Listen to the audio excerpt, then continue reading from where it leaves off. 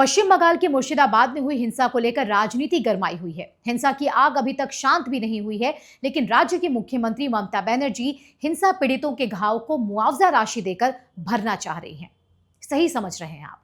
दरअसल हिंसा में मारे गए पिता और बेटे के परिवार ने मुख्यमंत्री ममता बनर्जी की ओर से दी जाने वाली 10 लाख रुपए के मुआवजे की राशि को लेने से इनकार कर दिया है। पीड़ित परिवार ने ममता बनर्जी की पार्टी के नेताओं के हाथों 10 लाख का चेक लौटा दिया है। मीडिया रिपोर्ट के मुताबिक रविवार 20 अप्रैल को तृणमूल कांग्रेस का एक प्रतिनिधि मंडल पीड़ित परिवार से मिला, जहां उन्होंने उस पीड़ित परिवार को सहायता राशि देने की कोशिश की जिनके परिवार के 2 लोगों की हत्या हिंसा के दौरान कर दी गई थी।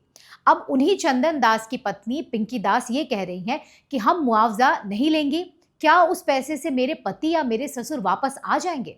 हरिगोविंद दास की बेटी ज्योतिका दास ने कहा कि हमने स्पष्ट रूप से कह दिया है कि हम मुआवजा नहीं लेंगे। दरअसल पीड़ित परिवार ने ममता बनर्जी द्वारा दी जाने वाली राशि लौटाकर ये संदेश दिया है कि उन्हें न्याय के अलावा कुछ भी स्वीकार नहीं है। शायद परिवार साफ साफ ये बताना चाह रहा है कि हम इस पैसों को लेकर न तो अपना दुख भूलेंगे, न ही हमारे ऊपर जो हुआ है उस हिंसा को भूल जाएंगे। यहाँ जानकारी दे दें आपको, शुक्रवार 11 अप्रैल को पश्चिम बंगाल के मुर्शिदाबाद में वक्फ बिल के खिलाफ हिंसा शुरू हुई थी। इसी हिंसा के दौरान शमशेरगंज पुलिस थाने के अंतर्गत जाफराबाद में इस्लामी भीड़ ने 70 साल के हरगोविंदो दास और उनके बेटे चंदन की हत्या कर दी थी। वैसे सरकार द्वारा दी जाने वाली सहायता राशि पर हमें आपत्ति नहीं है, हमें आपत्ति है इस कॉम्पनसेशन की टाइमिंग पर और इसके कारण पर, क्योंकि बिना किसी जांच के, बिना किसी रिपोर्ट के कैसे राज्य सरकार ने पीड़ित परिवार को इतनी जल्दी में सहायता राशि थमाने की कोशिश की।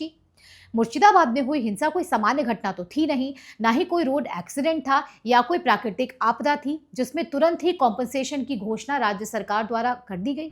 बल्कि मुर्शिदाबाद हिंसा क्यों हुई और किसने की ये आपको मालूम है। ऐसे में इतनी जल्दबाजी में ममता बनर्जी की तरफ से मुआवजे का ऐलान कई सवालों को जन्म देता है। इतना ही नहीं, इस पूरे मामले को पॉलिटिसाइज करते हुए ममता बनर्जी ने हिंसा का सारा दोष भाजपा और आरएसएस पर डाल दिया और खुद अब पीड़ितों को न्याय देने के नाम पर पैसे बांटकर अपनी सरकार की छवि अच्छा बताने की कोशिश कर रही हैं। जबकि अभी तो तमाम केंद्रीय एजेंसियां जो मुर्शिदाबाद हिंसा में पीड़ितों से मिलने पहुंची थी, उनकी तरफ से रिपोर्ट आना बाकी है। ऐसे में किस आधार पर यह मुआवजे की राशि ममता बनर्जी ने दी है, इसे समझना मुश्किल नहीं है। सवाल यह है कि क्या सरकारी सहायता को न्याय का विकल्प कहा जा सकता है?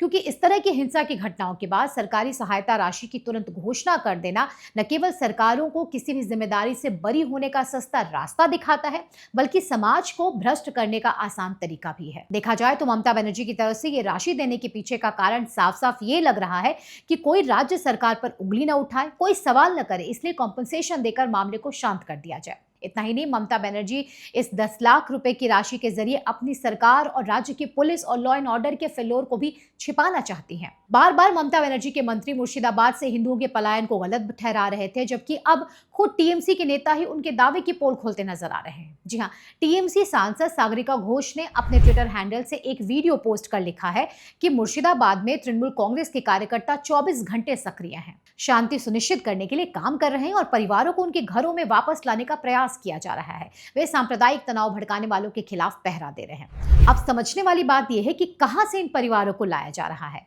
जहां टीएमसी के मंत्री लगातार पलायन से इनकार कर रहे थे, तो ये वीडियो जिसे टीएमसी की सांसद सागरिका घोष ने शेयर किया है, उसका मतलब क्या है? मुर्शिदाबाद में हाल ही में हुई हिंसा में तृणमूल कांग्रेस के एक वरिष्ठ नेता फरहाद हाकिम ने कहा था कि सब ठीक है, लोग बंगाल के अंदर ही पलायन कर रहे हैं। उनके इस बयान की आलोचना भी हुई थी, क्योंकि उनका कहना था कि कोई हिंसा नहीं हुई, कोई पलायन नहीं हुआ। कुल मिलाकर मुर्शिदाबाद हिंसा को लेकर राज्य सरकार खुद की छवि बेदाग रखने के लिए न सिर्फ मुआवजे का मरहम लगा रही है, बल्कि अपनी सरकार और पुलिस की विफलता को छिपाने के लिए भी पूरी तरह हिंसा को राजनीतिक रंग देने की कोशिश कर रही है। फिलहाल इस वीडियो में मेरे साथ बस इतना ही, लेकिन आपको हमारा कंटेंट कैसा लगता है जरूर बताएं। इसके अलावा अगर आपने हमारा यूट्यूब चैनल अब तक सब्सक्राइब नहीं किया तो जरूर करें। जय हिंद।